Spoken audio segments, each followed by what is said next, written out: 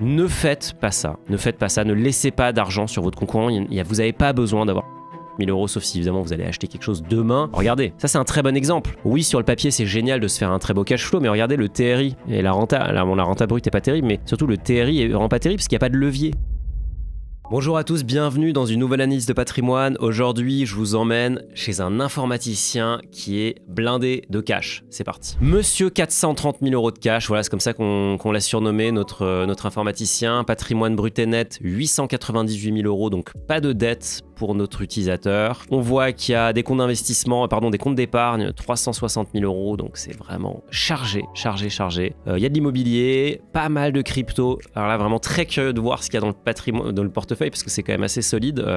Je vois rarement des aussi grosses allocations. Et ensuite, encore des comptes bancaires et toute petite partie actions. Allez, profil informaticien, célibataire 41 ans, un enfant, salaire de 8 000 euros par mois. Je vous rappelle que tous les profils sont des vrais profils. Voilà, on me demande souvent, est-ce que c'est pas du fake, etc. Bah non, on a littéralement des milliers de candidatures et l'équipe fait un gros boulot pour essayer de vous trouver les meilleurs profils, les plus intéressants, les plus variés. Si vous voulez postuler, évidemment, le lien est dans la description. Mais ce sont des vraies personnes comme vous et moi qui utilisent Finari et qui se posent des questions. Objectif, transmettre mon patrimoine à ma fille dès maintenant. Ok, intéressant, on n'a pas trop parlé de donation dans ton cas plutôt que de transmission. On pourra parler de la nuance tout à l'heure. Mettre de côté si jamais je perds mon travail pour assurer à ma famille de ne pas être dans le besoin. Peur de manquer, c'est très important de comprendre sa propre psychologie. Toi, ça a l'air d'être le cas. Je rêve d'une rente de 3 000 euros par mois. Ok, intéressant, quand on gagne 8 000 euros par mois, je pense qu'une rente de 3 000 euros par mois, à ton âge, c'est carrément faisable. Allez, cash flow, je crois qu'il est sympa. Si vous voulez faire un cash flow, si vous voulez avoir votre cash flow de façon automatique, ça se passe dans Finari, vous connectez vos comptes et on vous recrée le même graphique automatiquement tous les mois. À mesure que vos transactions rentrent, vous pouvez tout recatégoriser, c'est assez pratique. Du coup, salaire de 8 000 euros par mois, on voit, il y a des loyers, donc il y a un appartement, il y a la CAF, alors ça, voilà. Ça, franchement, il y a quand même un problème dans ce pays. Quand on gagne 8 000 euros par mois, on devrait pas toucher la CAF. Voilà. Moi, je suis contre. Pendant mes études, je l'ai déjà raconté, je fais une école de commerce, il y a beaucoup de gens très riches qui font des écoles de commerce,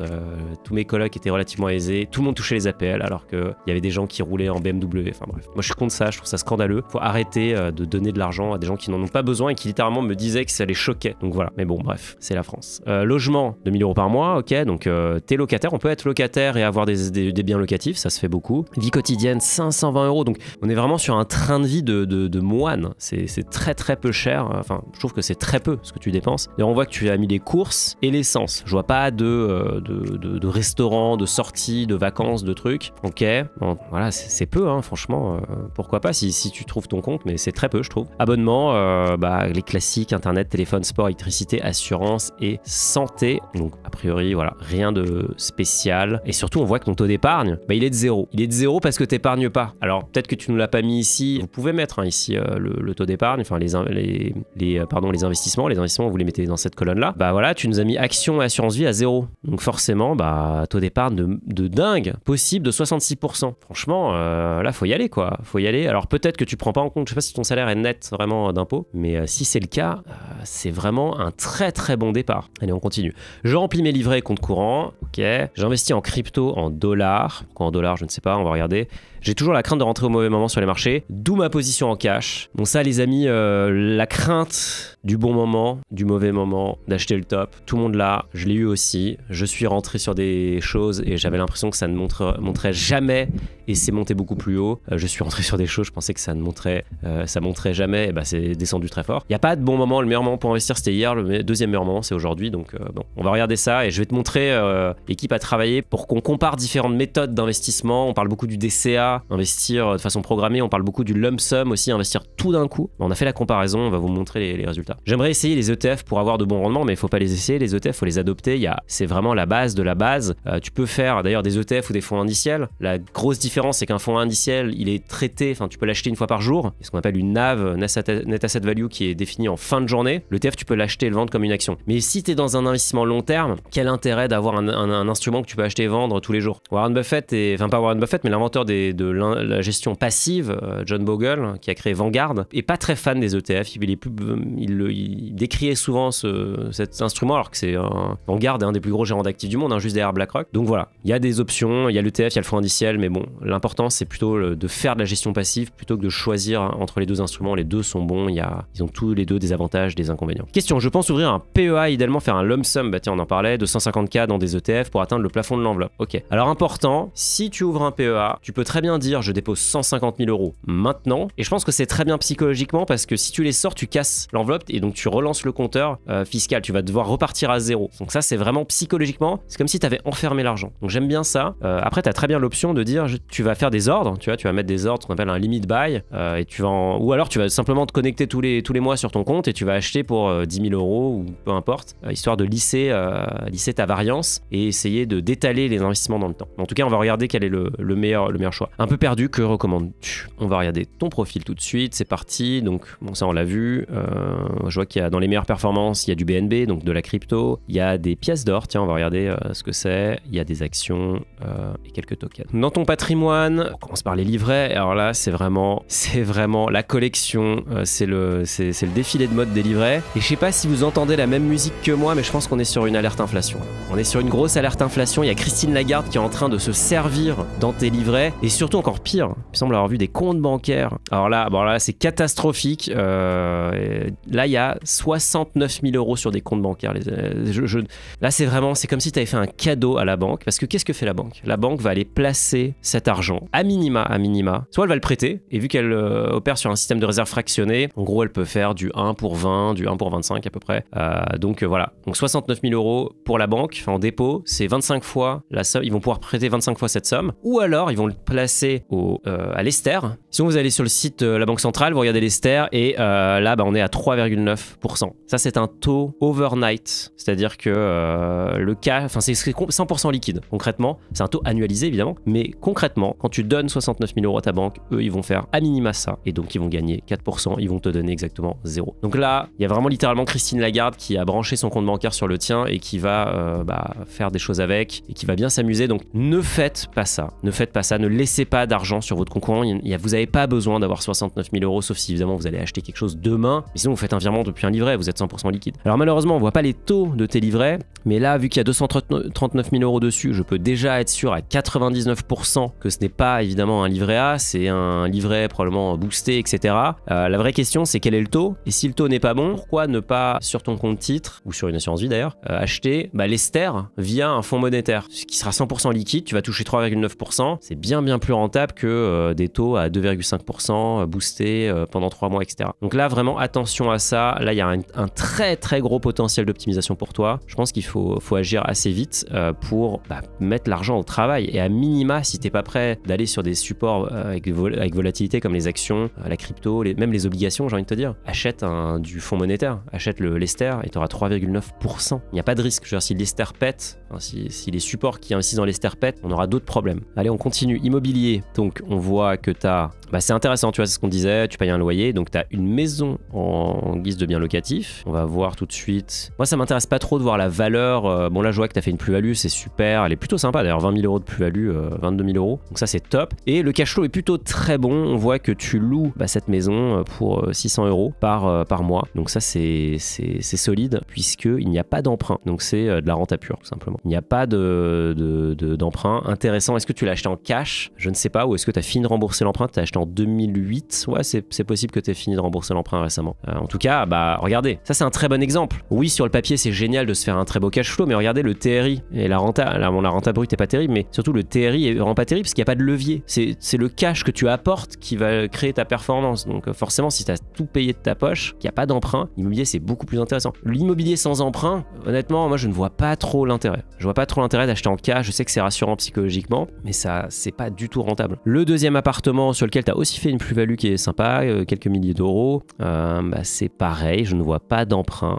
Donc là, a priori, on est sur des achats cash, location nue. Bon, ça, on en a déjà parlé pas mal de fois. Si vous faites de la location, ne faites pas de la location nue parce qu'après, ça tombe dans les revenus fonciers. Toi, tu es déjà à 8 000 €. Donc ta TMI, ta tranche marginale d'imposition, elle est déjà très élevée. Là, tu te fais assommer. Enfin, concrètement, tu te donnes, tu te fais assommer fiscalement. Donc tu peux passer en meublé. Le problème, c'est que tu as déjà un locataire dedans, mais tu pourrais passer en meublé et du coup, déjà aller louer plus cher. Et puis surtout, amortir le bien comptablement, passer ça en charge et donc éviter de payer des impôts dessus. Donc pareil, TRI très faible parce que, alors je ne sais pas, effectivement, peut-être que tu as fini de rembourser l'emprunt, c'était un 10 ans, ça m'étonnerait quand même, il resterait quand même un petit reliquat. Mais L'immobilier sans emprunt, je trouve que c'est pas hyper optimal. Vu du coup ta capacité d'emprunt, tu as peut-être de l'intérêt à faire de l'immobilier. Il y a peut-être quelque chose à faire, tu voulais te créer une rente, tu rêves d'une rente de 3 000 € par mois. Alors déjà, t'en es pas très loin parce que tu t'as déjà, rien que sur tes biens, remboursé à 100%, il faut payer à 100%, t'as déjà des rentes sympas. Le problème, c'est que si tu les touches en location nue, ça va être assez violent en termes de fiscalité. Donc déjà, tu pourrais être leveragé, tu pourrais aller faire de l'emprunt, de la dette, et avec 8 000 € par mois, tu peux aller chercher 2300, 2500 € allez, même un peu plus. Ouais, tu pourrais aller chercher 3 000 € de mensualité, enfin tu pourrais avoir 3 000 € de mensualité. Donc ça te ferait pas mal de bien quand même, hein. Ça te ferait vraiment pas mal de bien.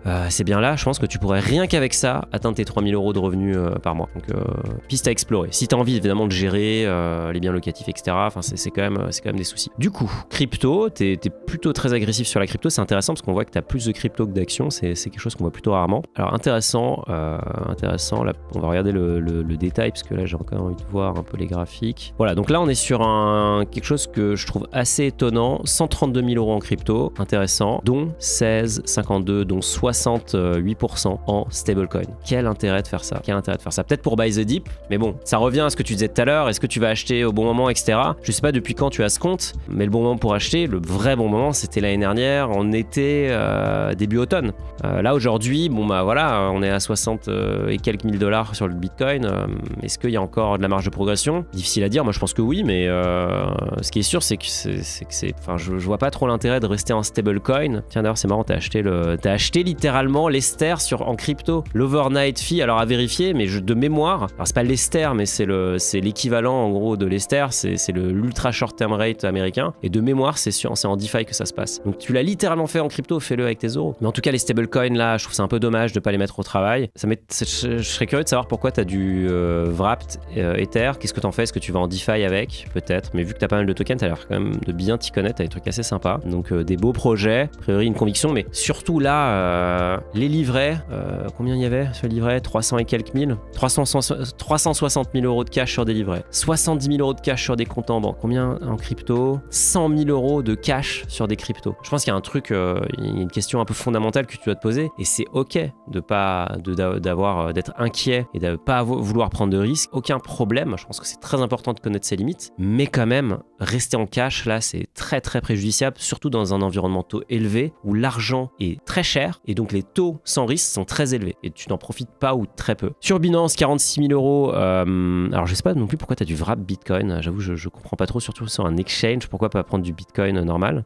C'est juste rajouter un risque de smart contract entre toi et ta crypto. Et surtout la réalité c'est que t'as quasiment 500 000 € de cash d'un côté, donc t'as un profil plutôt conservateur, et de l'autre côté t'as 46 000 € sur un exchange. Bon bah le risque sur l'exchange il est réel, c'est une plateforme centralisée. Binance c'est le plus gros exchange du monde, mais quand même il y a un vrai risque. Et même sur Finari, nous on recommande aux gens de prendre leurs responsabilités. S'ils ont un ledger, ils savent le manipuler, vous pouvez retirer à tout moment, et c'est un des gros avantages de Finari, et vous pouvez le faire sur Binance aussi d'ailleurs. Mais si vous êtes un peu sérieux, et là t'es sérieux, t'as quand même pas mal d'argent, un ledger à 70 €, d'ailleurs j'avais reçu le patron de ledger, je vais vous mettre le fondateur, je vais vous mettre le Finari Talk ici, c'était vraiment génial. Et c'est vrai que pour 70 € tu peux sécuriser tes cryptos. Je trouve que le risque-bénéfice est pas bon là, tu prends trop de risques. Je pense que tu pourrais déjà sécuriser cette partie là. Les comptes bancaires, on a regardé, bon ça va falloir faire quelque chose immédiatement.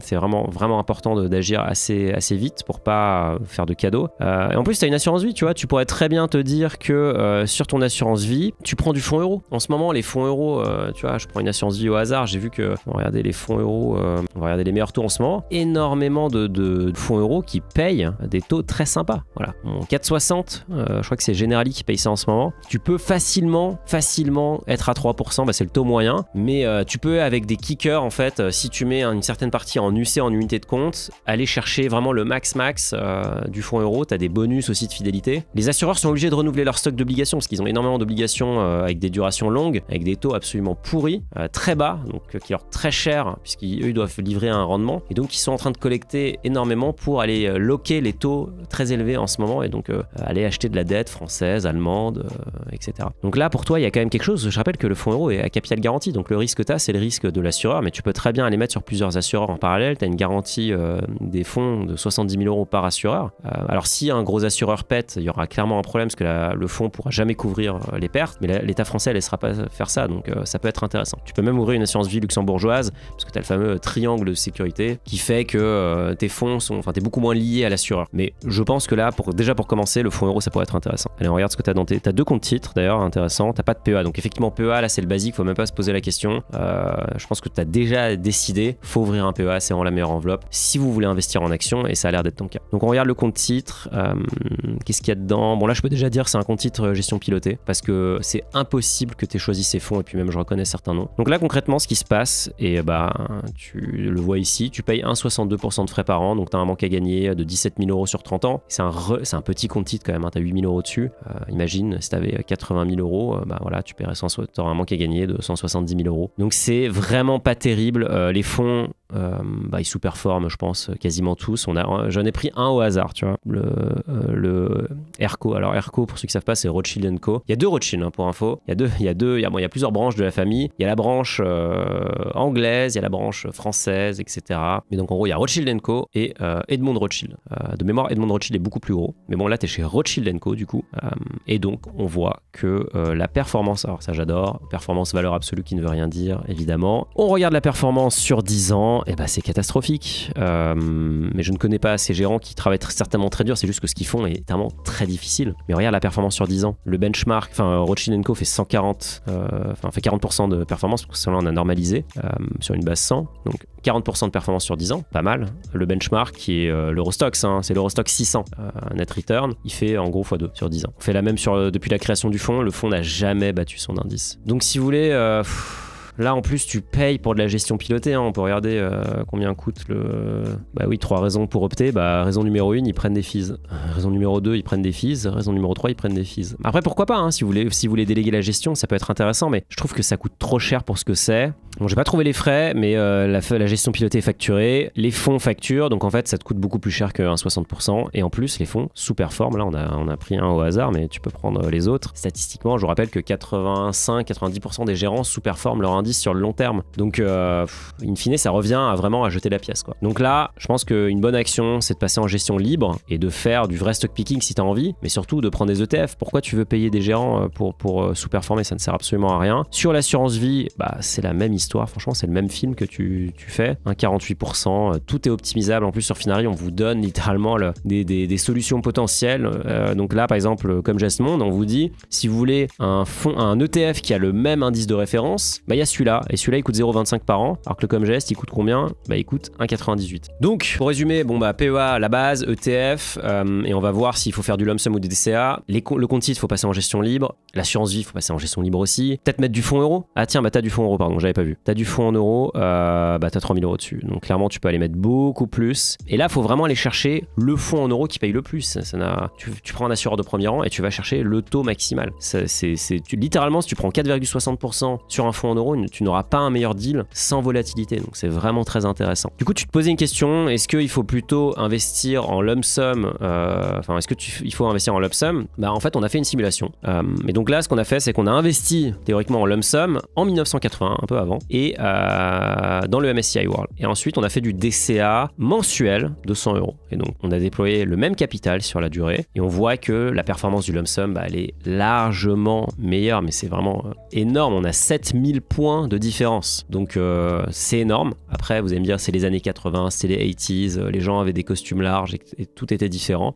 On téléphonait depuis la voiture, c'était génial. Vous savez, les téléphones qui étaient dans les voitures, là, c'était mon rêve d'avoir un téléphone comme dans le Loup de Wall Street. Pas dans le Loup de Wall Street, pardon, dans Wall Street avec Michael Douglas. Très bon film, je vous le conseille, très sympa sur la finance. Donc on a pris aussi une échelle de temps un peu plus réduite, on a commencé à investir dans les années 2000 là pour le coup, avec la même logique, 100 euros par mois, d'un côté lump sum, de l'autre côté DCA, etc. Et là c'est beaucoup plus serré, le lump sum gagne quand même, mais bon, c'est vrai que ça se croise et ça se croise beaucoup là sur les dernières années. Tout ça pour vous dire que oui, le lump sum marche mieux, il y a l'étude Vanguard, on va vous mettre le lien aussi si vous voulez la relire, qui a fait énormément de simulations et qui en gros arrive à la même conclusion que nous. Maintenant psychologiquement c'est dur. Et toi, quand tu me dis je veux faire un lump sum alors que tu as 500 000 euros de cash en parallèle, en fait pour moi ça sonne faux parce que tu as un profil qui est plutôt risque averse, qui est plutôt une aversion au risque, et encore une fois ce n'est pas grave, c'est juste que tu le sais. Donc pourquoi pas faire un DCA qui sera psychologiquement beaucoup moins dur et beaucoup moins stressant pour toi. Et en plus ça te permettra de mettre un pied dans les actions. Si tu fais un lump sum, tu seras complètement dans la case où tu nous dis j'ai toujours la crainte de rentrer au mauvais moment. Mais alors là tu te donnes donne vraiment le... Enfin,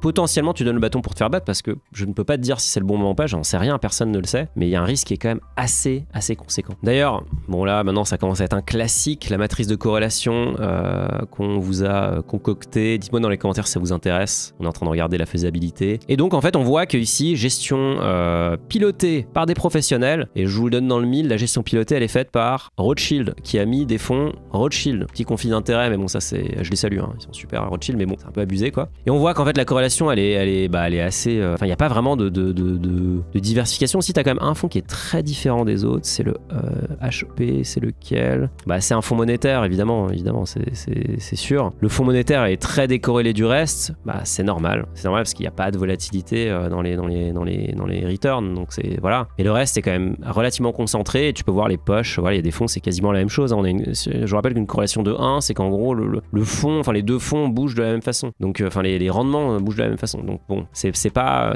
forcément hyper intéressant, et ça ne remplit pas son mandat de diversification. Bon là, la corrélation est quand même pas nulle, hein, pas du tout à jeter à la poubelle, mais elle vient grandement du fonds monétaire, que tu pourrais très bien avoir toi-même sans passer par un gestionnaire et lui donner, je sais pas, 25-30 points de base, 0,30% pour ça. Tu avais une question sur transmettre du patrimoine. Alors, tu as déjà fait une bonne chose puisque tu as ouvert une assurance vie. L'assurance vie, le principal avantage, je trouve, c'est vraiment la transmission du patrimoine. Je rappelle qu'il y a deux choses. Il y a la transmission, ça c'est une fois qu'on a passé l'arme à gauche, c'est après le décès, et il y a la donation, et ça c'est du vivant, et on peut faire beaucoup de choses. Tu as ouvert l'assurance vie, du coup, tu auras un abattement de 152 000 € par enfant, tu n'as qu'un enfant de mémoire, donc voilà, tu auras 152 000 €. Ce que tu peux déjà commencer à faire, c'est que tu peux faire des dons de 100 000 € par enfant, et là tu lances le compteur maintenant, et ensuite tu peux en refaire tous les 15 ans. Donc ça c'est 100 000 €. Ce que tu peux faire aussi, c'est tu peux faire un don en espèces, 31 000 et quelques euros. Pareil, tous les 15 ans tu relances le compteur. Alors c'est enfant et petit enfant confondu, mais toi, dans ton cas, déjà si tu veux transmettre à ta fille, tu peux faire ça. Tu peux aussi faire un démembrement. Alors le problème, c'est que tu n'es pas propriétaire de ta résidence principale,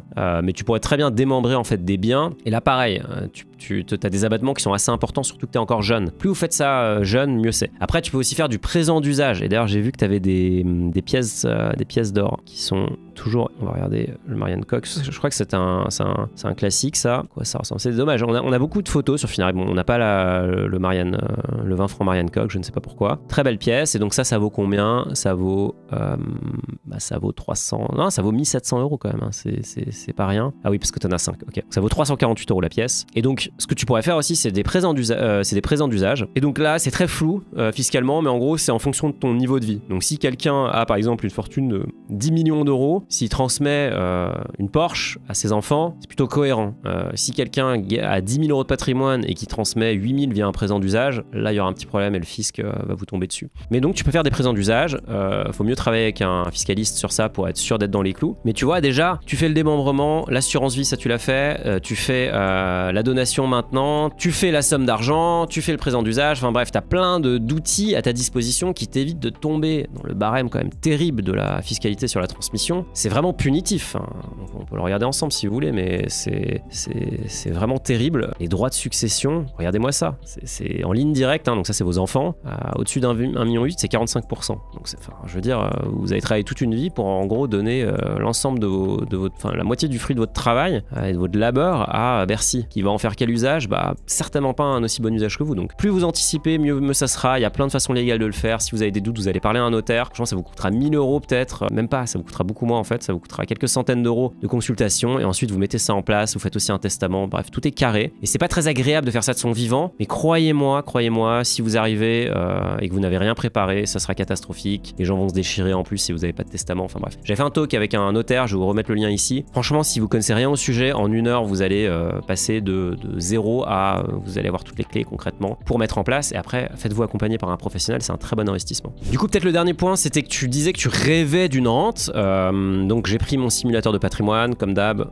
c'est gratuit, le lien est dans la description. J'ai pris ton patrimoine actuel en me disant que tu allais transférer une grosse partie en bourse quand même, avec les plafonds, etc., mais que tu allais faire PEA, puis assurance vie, peut-être compte titre évidemment, que tu allais vraiment mettre la main à la pâte et investir du coup un montant quand même assez sérieux, 3 000 € par mois, ce qui est complètement dans tes cordes, hein. On l'a vu que tu allez, 68% dispo, tu allez garder la même répartition, ça c'est pas très important. 20 ans d'épargne, 8% de rendement pour la bourse. Le reste, on est à 5. Le taux d'imposition, bon, on a dit flat tax, ça sera plus simple. Et derrière, on voit que, alors si tu vends une partie de ton capital, en fait, tu pourrais générer 6 600 € par mois en atteignant un capital final de 2 millions d'euros. Et du coup, écoute, voilà, tiens, là, les 3 000 €, je pense que tu peux les atteindre peut-être même en 5 ans, quelque chose comme ça. Voilà, 2 700 € en 5 ans, sachant que tu as déjà des loyers qui tombent. Donc en fait, la réalité, c'est si tu mets ton argent au travail maintenant, tu as déjà atteint ton objectif. C'est juste une question de temps et de mettre les bons investissements en face de l'objectif. Donc j'espère que ça répond à tes questions. Franchement, bravo d'avoir accumulé un patrimoine aussi beau. Maintenant, je pense que en faisant ces ajustements-là, tu vas vraiment pouvoir aller débloquer